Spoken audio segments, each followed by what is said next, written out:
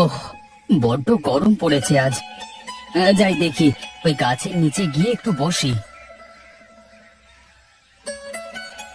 আরে প্রতাপদা, তুমি এই রোদের মধ্যে মাঠে কি করো? কি করবো বল, গায়ে হাওয়া লাগিয়ে ঘুরে বেড়ালে যে পেটে দুমুঠো ভাত জুটবে না রে ভাই। ওহ, এইটুকু পথ হেঁটে আসতে গা একদম ভিজে গেছে ঘেমে। যা গরম, বাপরে বাপ। সেই জন্যই তো একটু হেঁটে এখানে এসে বসে পড়েছি। তাছাড়া বয়সও তো আর কম হচ্ছে না। যাই বলো দাদা, তোমাকে দেখে সত্যি আমার খুব মায়া লাগে। এখন যদি একটা ছেলে পুলে থাকতো তোমার। কত চেষ্টাই তো করলাম রে, কিছুই তো হলো না। তা না হলে এই বুড়ো বয়সে এই করে বেড়াতে হতো। তোমার আবার এত চিন্তা কিসের? বসে বসে খেলেও তো তোমার কোনো কিছু শেষ হবে না। শুধু কি এসবের নামই জীবন বলে? হ্যাঁ, আসলে সবই তার লীলা খেলা। দুনিয়ায় কেউ গরিব, কেউ ধনী, কেউ কাঙাল, কেউ আবার দুঃখী।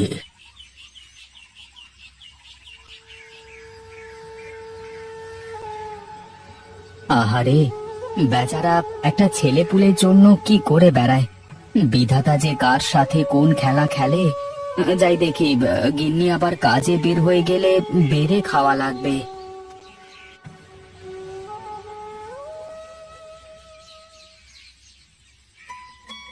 কই গো গিন্নি, কোথায় গেলে তুমি?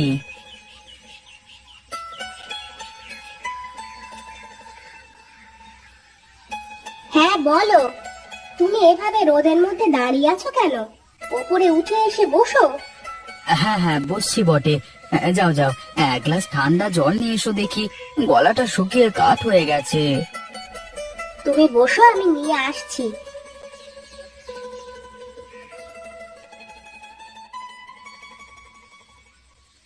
বাপরে বাপরে বাপ, রোদের কি তাপ!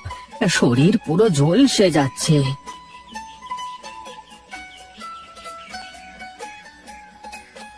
ওহ, কি শান্তি! এত ঠান্ডা পানি কোথায় পেলে তুমি? পানি গরম হয়ে যাচ্ছে দেখেই তো ঘরের মাটির কলসিটাতে পানি ধরে রেখেছি।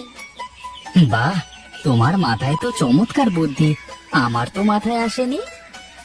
মাটির পাত্রে পানি অনেক সময় পর্যন্ত ঠান্ডা থাকে, তাই তো আমি মাটির কলসটা ভরে রেখেছি।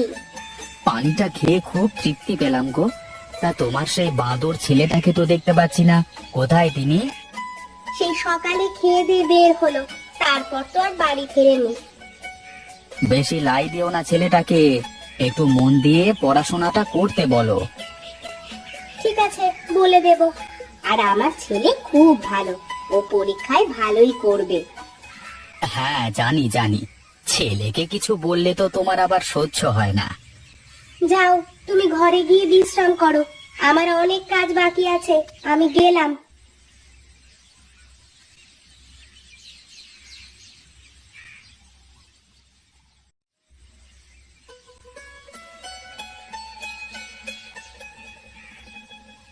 কি গো, তুমি এখনো শুয়ে আছো? ওগো, আমার না ভালো লাগছে না, কিচ্ছু করতে ইচ্ছে হচ্ছে না, সারাদিন তো শুয়েই আছি।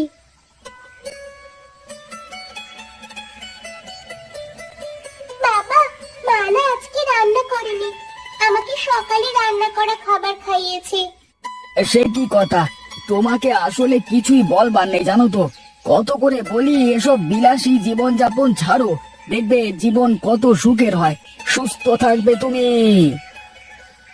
এই থামো তো তুমি, আমার কিছুই হয়নি, আমার কষ্ট বুঝতে হবে না তোমাকে। যাও, বাবা মেয়ে বসে একটু আড্ডা দাও, আমি রান্না করে দিচ্ছি।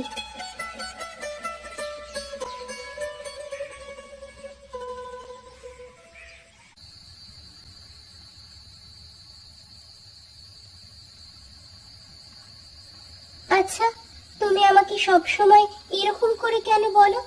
আমি কি তোমাকে দিয়ে বেশি খরচা করাই সব সময়? আহা, তুমি আসলে বিষয়টা বুঝতেই চাও না কখনো। শোনো আমার কথা, মানুষ যদি সুস্থ না থাকে তাহলে তার ধন সম্পদের কোনো মূল্য আছে? না, নেই। শরীর ভালো না থাকলে তো কিছুই করে শান্তি আসবে না। হ্যাঁ, এই জন্যই তো বলছি, এই যে গ্রামে দাদা বৌদিরা থাকে, কই তারা তো আর আমাদের মতো এত অসুস্থ হয় না। তারা তো সব সময় ভালো থাকে, হাসি খুশি থাকে। তাই বলে কি তুমি আমাকে ওই কাদা ময়লা দুর্গন্ধ ভরা গ্রামে থাকতে বলছো? না না, আমি কেন তোমাকে গ্রামে থাকতে বলবো? আমি ভাবছিলাম 2-1 দিনের মধ্যে একটু গ্রামে যাব, 2 দিন থেকে আসবো। 2 দিন থেকে আসবে মানে? তোমার অফিস নেই? না, গরমের ছুটি পড়েছে। তার উপর শহরে যা গরম, গ্রামে গিয়ে একটু শান্তিতে ঘুরে আসি। তুমি যেতে চাইলে যেতে পারো, দেখবে গ্রামের ওই গরিব বাড়িতে থেকেও কত শান্তি। যাও তুমি, আমি যাব না। ঘুম পাচ্ছে আমার। তুমি এসিটা একটু বাড়িয়ে দাও তো।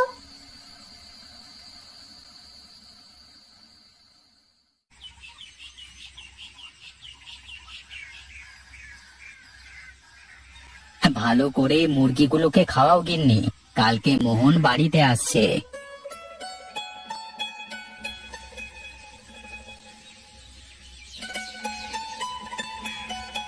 সত্যি কাকু বাড়িতে আসছে? আর কাকিমা চারু ওরাও? হ্যাঁ রে, ওরা সবাই আসছে কালকে গ্রামে ঘুরতে, 2 দিন থাকবে। হ্যাঁ, হঠাৎ কি মনে করে গায়ের কথা মনে পড়লো ওদের? তার উপর আবার আমাদের মতো গরিবের বাড়িতে। বড় লোকের বেটি তো আবার এসি ছাড়া থাকতে পারে না। আহ, ছাড়ো তো সব কথা। শোনো, ওরা যেন এসে সব সময় হাসি খুশি থাকে, কোনো কিছুতে যেন কোনো অভিযোগ করতে না পারে, ঠিক আছে? হ্যাঁ, তুমি তো তোমার ভাইয়ের জন্য পাগল। আর তার বউ কেমন মানুষ তা তো তুমি জানো। সেবার গেলাম, আমাদের একটু ঠিক মতো করে নিজে রান্না করেও খাওয়ালো না। তুমি এসব শহরে ভাব বুঝবে না মা। শহরের মানুষ তো রান্না করবার থেকে বেশি কিনে খায়, তাই না বাবা? হ্যাঁ বাবা, এখন যাও তুমি, এই বড়শি দিয়ে পুকুর থেকে বড় দেখে রুই মাছগুলো ধরো, তোমার কাকু এসে খাবে। ঠিক আছে বাবা, শুধু বড়গুলোই ধরবো, আর ছোটগুলো বাঁধলে আবার ছেড়ে দেবো। গিন্নি, আমি একটু বাজারের দিকে যাচ্ছি, দেখি তেমন কিছু পাই নাকি ওদের জন্য। ভাইয়ের জন্য দরদ একেবারে উতলাইয়ে উতলাইয়ে পড়তেছে মনে হচ্ছে। কিরে, চলে এসেছিস তোরা? হ্যাঁ, আসতে কোনো অসুবিধে হয়নি তো? না দাদা, আসতে তেমন কোনো অসুবিধে হয়নি, ওই স্টেশন থেকে গাড়ি না পেয়ে হেঁটে হেঁটে এসেছি আর কি। রুমা, সে কি কথা? এত পথ হেঁটে আসলে তোমরা? না না, ঠিকই করেছে। আরে কপাই বা পথ স্টেশন থেকে আমাদের বাড়ি। তোমরা কি এখানেই দাঁড়িয়ে গল্প করবে নাকি ঘরে যাবে শুনি? ও হ্যাঁ, আমি তো ভুলেই গিয়েছিলাম। এই কতদিন পরে মোহনকে দেখলাম, আর আমার চারুমা কেমন আছে? কোনো কথা বলছে না যে। আসলে ও নতুন জায়গায় গেলে একটু কম কথা বলে তো। শোন চারু, এটা তো আমাদের বাড়ি, মানে তোদেরও বাড়ি। চল, এখন আমরা খেলতে যাই। না না না, এখন খেলতে যেতে হবে না। আগে একটু বিশ্রাম করুক ওরা, তারপর খেলবে। চলো, তোমরা সবাই ভিতরে চলো।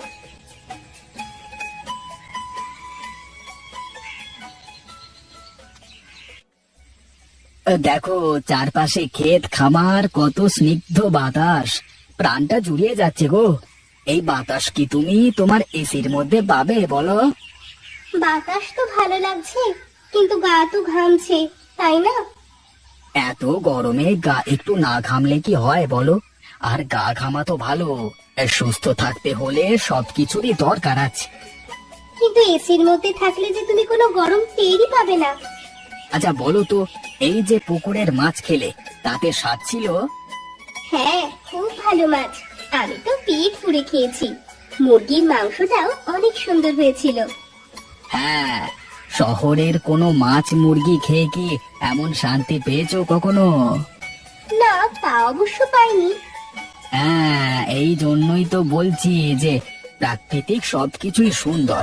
এই যে দেখো না, দাদা বৌদি গ্রামে থাকে, তারা কত সুস্থ সবল, কত হাসি খুশি থাকে। সত্যি, আমারও না এখন আফসোস হচ্ছে, আমিও যদি গ্রামে থাকতে পারতাম।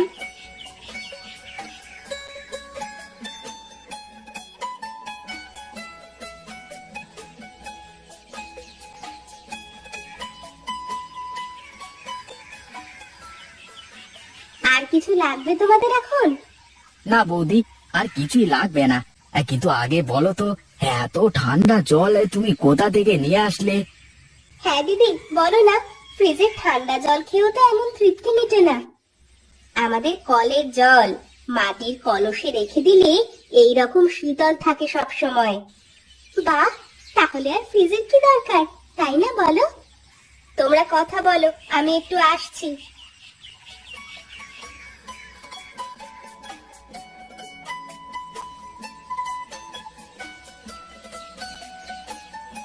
কি রে মোহন, এখনো গোসল করিসনি এই গরমের মধ্যে? না দাদা, ভাবছিলাম একটু পরে করব। তাহলে চল সবাই মিলে পুকুরে একসাথে গোসল করি। পুকুরে বেশ সুন্দর ঠান্ডা পানি। হ্যাঁ, ঠিক বলেছো দাদা, অনেকদিন হলো পুকুরে গোসল করি না। হ্যাঁ, আরে গরমের মধ্যে পুকুরে গোসল করবার যে কি মজা! কি মজা, কি মজা! আমি পুকুরে গোসল করব। হ্যাঁ চলো দাদা, পুকুরে গোসল করে দেখো, তাহলে আরো ভালো লাগবে।